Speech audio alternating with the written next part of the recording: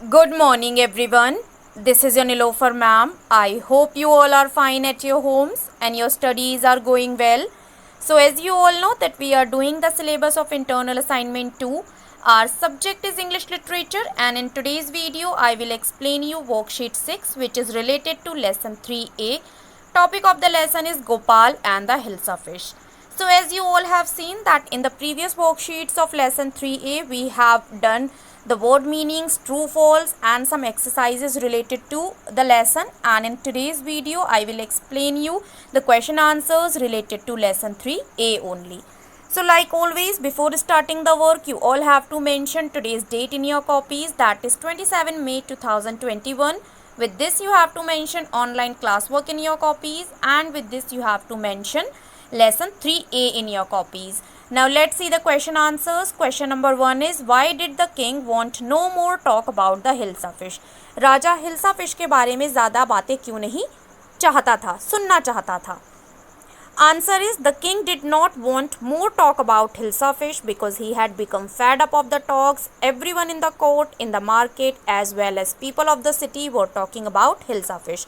राजा hilsa fish के बारे में और बातें नहीं सुनना चाहता था क्योंकि वो हिल्सा फिश की बातें सुनकर थक गया था।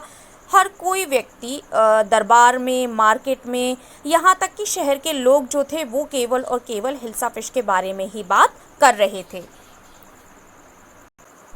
Question number 2 is, what did the king ask Gopal to do to prove that he was clever? राजा ने गोपाल से क्या कहा ये साबित करने के लिए कि वह एक चालाक व्यक्ति है? Answer is, the king asked Gopal to buy a Hilsa fish and bring to the court without letting anybody talk a single word about the Hilsa fish throughout the way. राजा ने गोपाल से कहा कि एक हिल्सा फिश खरीदो और उसे court तक यानी दरबार तक लेकर आओ, बिना किसी व्यक्ति को मौका दिए कि वो एक सिंगल वर्ड भी बोले हिल्सा फिश के बारे में पूरे रास्ते के दौरान।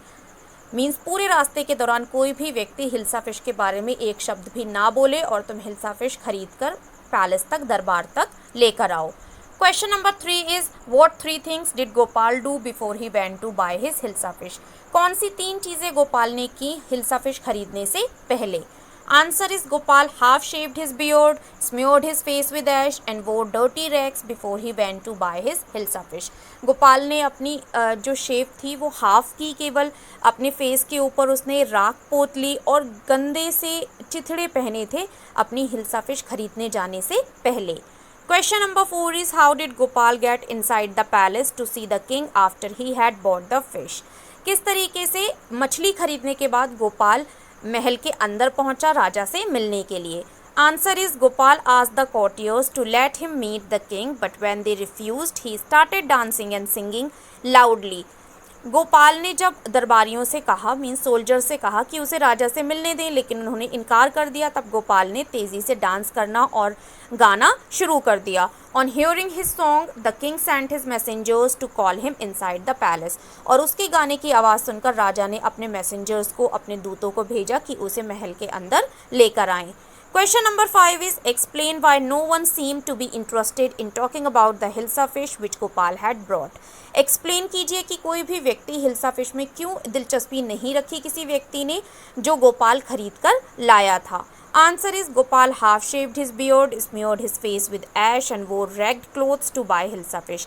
गोपाल ने अपना फेस जो था वो हाफ शेव किया, अपनी दाढ़ी को, उसने अपने फेस के ऊपर ऐशेस पोत ली एंड बहुत गंदे से फटे पुराने कपड़े पहने हिल्सा फिश खरीदने के लिए।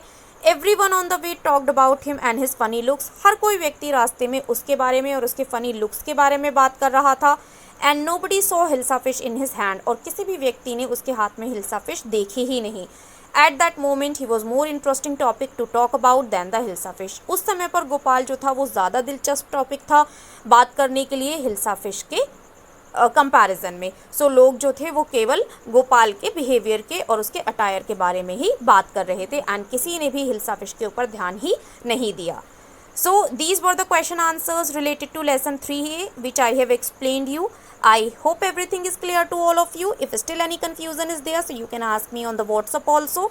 I'll meet you in the another explanation video. Till that, keep learning, stay home, stay safe. Bye bye everyone.